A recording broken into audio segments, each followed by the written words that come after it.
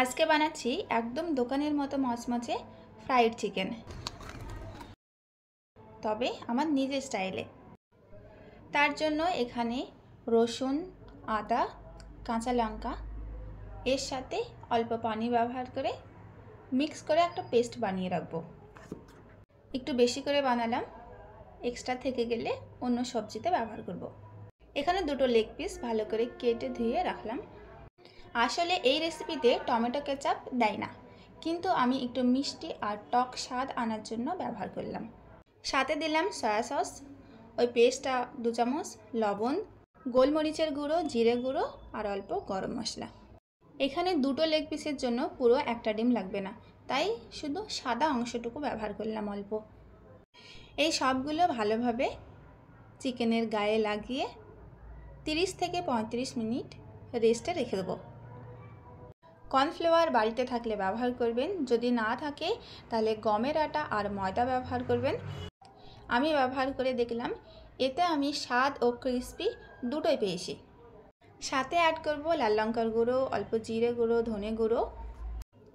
আদা রসুনের পাউডার যদি না থাকে তাহলে পেস্টটাই ব্যবহার করবেন, কিন্তু হাত দিয়ে অনেকক্ষণ নেড়ে নেবেন, সবগুলো মিক্স করে নেবেন ভালো করে। এখানে দেখতেই পাচ্ছেন চিকেনটা এত সুন্দর করে কেটেছি যাতে ভিতরটা পর্যন্ত ভালোভাবে সিদ্ধ হয়ে যায় ভাজার সময়। সামনের দিকে এবং পিছনের দিকে দুই দিকেই ভালোভাবে কেটে নিয়েছি। তারপর এই মিশ্রণের সাথে মিশিয়ে একবার বরফ পানিতে ডুবিয়ে আর একবার এই মিশ্রণটি ভালোভাবে মাখিয়ে রেখে দেবো।